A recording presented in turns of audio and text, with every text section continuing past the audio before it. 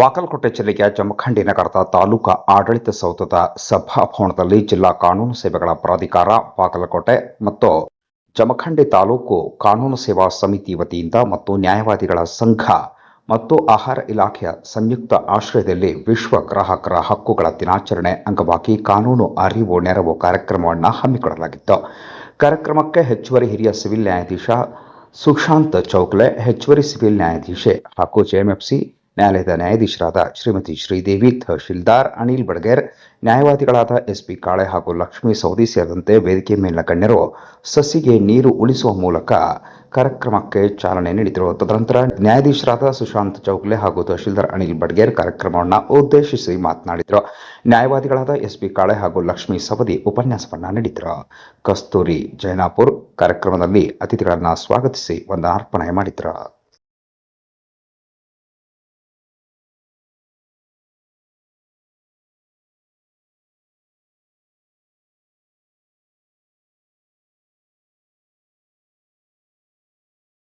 ರಾಷ್ಟ್ರೀಯ ಅಂತಾರಾಷ್ಟ್ರೀಯ ಮಟ್ಟದಲ್ಲಿ ಕೂಡ ಈ ಕಾರ್ಯಕ್ರಮವನ್ನು ಆಯೋಜನೆ ಮಾಡಲಾಗ್ತದೆ.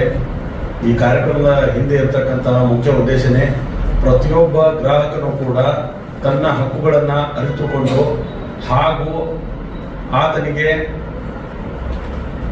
ಈ ಒಂದು ವ್ಯಾಪಾರಗಳಲ್ಲಿ ಯಾವುದೇ ರೀತಿಯ ಅನ್ಯಾಯವಾಗದಂತೆ ಈ ಕಾನೂನು ಸ್ಪಷ್ಟವಾಗಿ ಆತನ ಹಕ್ಕುಗಳನ್ನ ರಕ್ಷಣೆ ಮಾಡಲಿ, ಪ್ರತಿಯೊಬ್ಬರು ಕೂಡ ಸಮಾನವಾಗಿ ಅವರಿಗೆ ಹಾಗೂ ಸರಿಯಾದ ಬೆಲೆಯಲ್ಲಿ ಪ್ರತಿಯೊಂದು ವಸ್ತುವು ಕೂಡ ಅವರಿಗೆ ತಲುಪಲಿ ಅಂತ ತಿಳ್ಕೊಂಡು ಈ ಗ್ರಾಹಕರ ದಿನಾಚರಣೆಯನ್ನ ಅವರ ಹಕ್ಕುಗಳ ಒಂದು ನಿಮಿತ್ತವಾಗಿ ಈ ಒಂದು ಕಾರ್ಯಕ್ರಮವನ್ನು ಆಯೋಜನೆ ಮಾಡಬೇಕಂತ ತಿಳ್ಕೊಂಡು ಸರ್ಕಾರದ ಹಾಗೂ ಈ ನಮ್ಮ ಕಾನೂನು ಸೇವಾ ಪ್ರಾಧಿಕಾರ ರಾಷ್ಟ್ರ ಮಟ್ಟದಲ್ಲಿ, ರಾಜ್ಯ ಮಟ್ಟದಲ್ಲಿ, ಜಿಲ್ಲಾ ಮಟ್ಟದಲ್ಲಿ, ತಾಲೂಕು ಮಟ್ಟದಲ್ಲಿ ಇದನ್ನ ಹಮ್ಮಿಕೊಳ್ಳೋದಕ್ಕೆ ಹೇಳಿದ್ದಾರೆ. ಅದೇ ರೀತಿ ಎಲ್ಲ ಕಡೆಗೂ ಕೂಡ ಹಮ್ಮಿಕೊಳ್ತೇವೆ.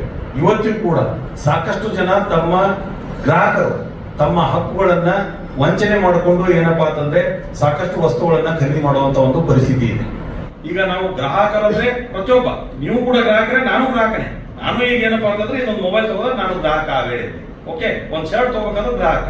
ಆದ್ರಿಂದ ನೀವೆಲ್ಲರೂ ಕೂಡ ಫಸ್ಟ್ ನೀವು ಅಲರ್ಟ್ ಆಗಬೇಕು, ಕಾಯ್ದೆ ಕಾನೂನು ಏನಂತ ನೀವು ತಿಳ್ಕೋಬೇಕು. ಇದಾದ ಮೇಲೆ ನೀವು ನಿಮ್ಮ ಮನೆಯಲ್ಲಿ, ನಿಮ್ಮ ಮನೆ ಅಕ್ಕಪಕ್ಕ ಎಲ್ಲರೂ ಕೂಡ ಏನಪ್ಪಾ ಅಂತಂದ್ರೆ ಅದನ್ನ ನೀವು ತಿಳಿಸಿ ಹೇಳಬೇಕು. ಅಂದ್ರೆ ಅಷ್ಟು ಹೇಳಿದ್ರೆ ಸಾಕು. ಅದರಿಂದ ತನ್ನಿಂತಾನೆ ಏನಪ್ಪಾ ಅಂತಂದ್ರೆ ಅವೇರ್ನೆಸ್ ಕ್ರಿಯೇಟ್ ಆಗ್ತಾ ಹೋಗ್ತದೆ. ಇದ್ರ ಅವೇರ್ನೆಸ್ ಬಹಳಷ್ಟು ಬೇಕಾಗಿದೆ. ದಯವಿಟ್ಟು ನೀವು ತಿಳ್ಕೊಳ್ಳಿ, ನೀವು ಸಂಬಂಧಪಟ್ಟಂತವರಿಗೆ ಅದನ್ನ ತಲುಪಿಸಿ ಅಂತ ಕೇಳ್ಕೊಳ್ತಾ ಇಲ್ಲಿ. ಅಥವಾ ಬೆಲೆಯಲ್ಲಿ ಹೆಚ್ಚುವರಿ ಬೆಲೆಯನ್ನ ತೆಗೆದುಕೊಳ್ತಕ್ಕಂಥ ಆಗಿರ್ಬೋದು, ಕಡಿಮೆ ಗುಣಮಟ್ಟದ ಪದಾರ್ಥಗಳನ್ನ ವಿತರಿಸ್ತಕ್ಕಂಥದ್ದಾಗಿರ್ಬೋದು, ಪದಾರ್ಥಗಳು ಅಷ್ಟೇ ಅಲ್ಲದೆ ಕಡಿಮೆ ರೀತಿಯಲ್ಲಿ ಸೇವೆಗಳನ್ನ ನೀಡ್ತಕ್ಕಂಥದ್ದಾಗಿರ್ಬೋದು, ಇವೆಲ್ಲ ರೀತಿಯಲ್ಲಿ ಗ್ರಾಹಕರು ಅನ್ಯಾಯಕ್ಕೆ ಒಳಗಾಗ್ತಕ್ಕಂಥದ್ದು ಇದೆ.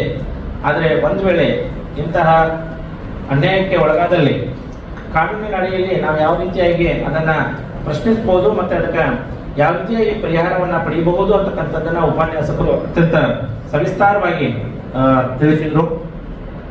ಇವತ್ತಿನ ದಿನ ಕೃತಕ ಅಭಾವವನ್ನು ಸೃಷ್ಟಿಸ್ತಕ್ಕಂತಹ ಒಂದು ಸನ್ನಿವೇಶ ಕೂಡ ನಮ್ಮ ಸಮಾಜದಲ್ಲಿ ಇದೆ.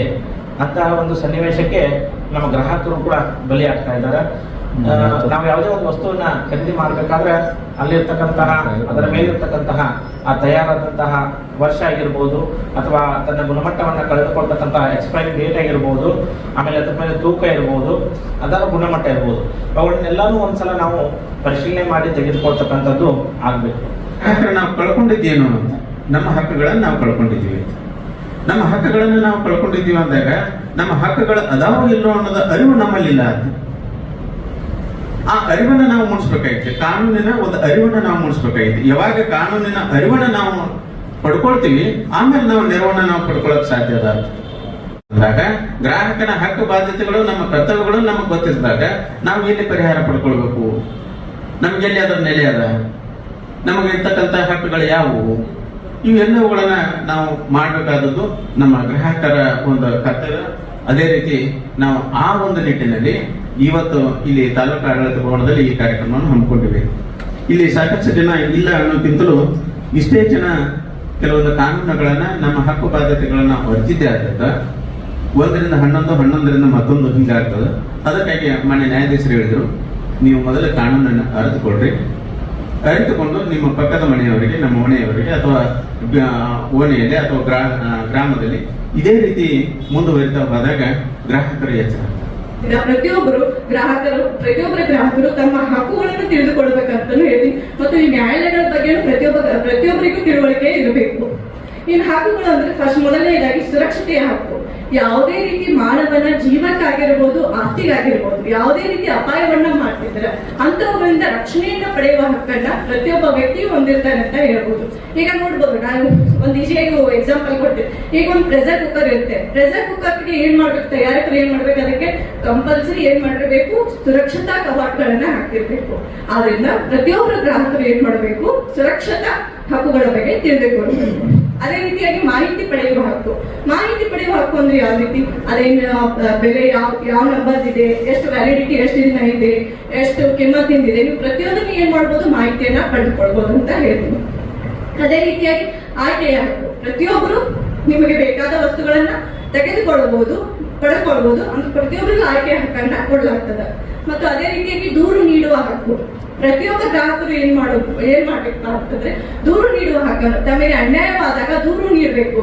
ನನಗೆ ಅನ್ಯಾಯ ಇತ್ತು, ಇದೇನು ಸ್ವಲ್ಪ ಅಮೌಂಟ್ ಇದೆ, 10,000 20,000 ಇದೆ, ಇದಕ್ಕೆ ಯಾಕೆ ಸುಮ್ಮನೆ ಹೋಗ್ಬೇಕಂತ ಯಾರು ಕೊಡ್ಬಾರ್ದು. ಪ್ರತಿಯೊಬ್ಬರು ದೂರನ್ನ ನೀಡಿದಾಗ ಮಾತ್ರ ಅದನ್ನೇ ತಡೆಗಟ್ಟಲಿಕ್ಕೆ ಸಾಧ್ಯ ಆಗ್ತದೆ ಅಂತ ಹೇಳಿಕ್ಕೆ ಇಷ್ಟಪಡ್ತೇನೆ.